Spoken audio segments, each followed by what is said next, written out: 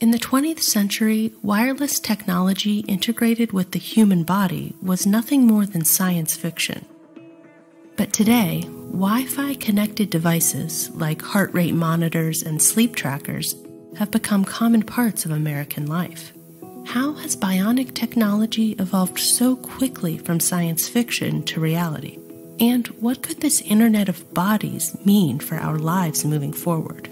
RAND researchers are studying this phenomenon and what consumers and policymakers need to know as we veer into uncharted territory. The Internet of Bodies, or IOB, is actually an ecosystem. It's a bunch of devices that are connected to the Internet that contain software and that either collect personal health data about you or can alter the body's function. We think of the Internet of Bodies as this collection of all these devices as well as all the data that the devices are gathering about you. And in healthcare, Internet of Bodies has been around for quite a while.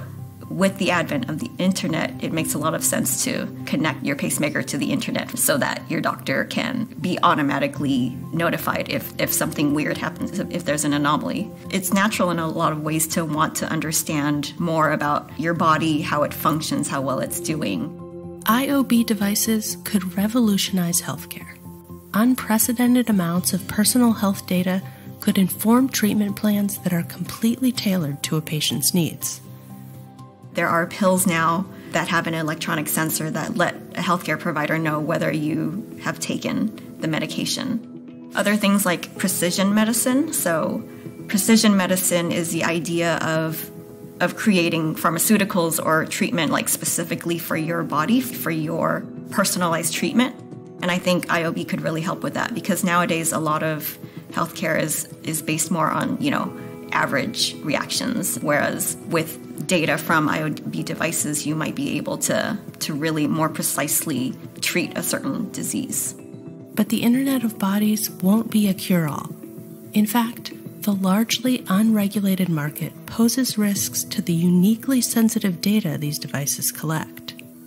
First of all, there's the cyber risk of an actor potentially hacking into the system, whatever it might be. There's the privacy risk of all this data that's being collected, and the regulations about that data are really murky at the moment.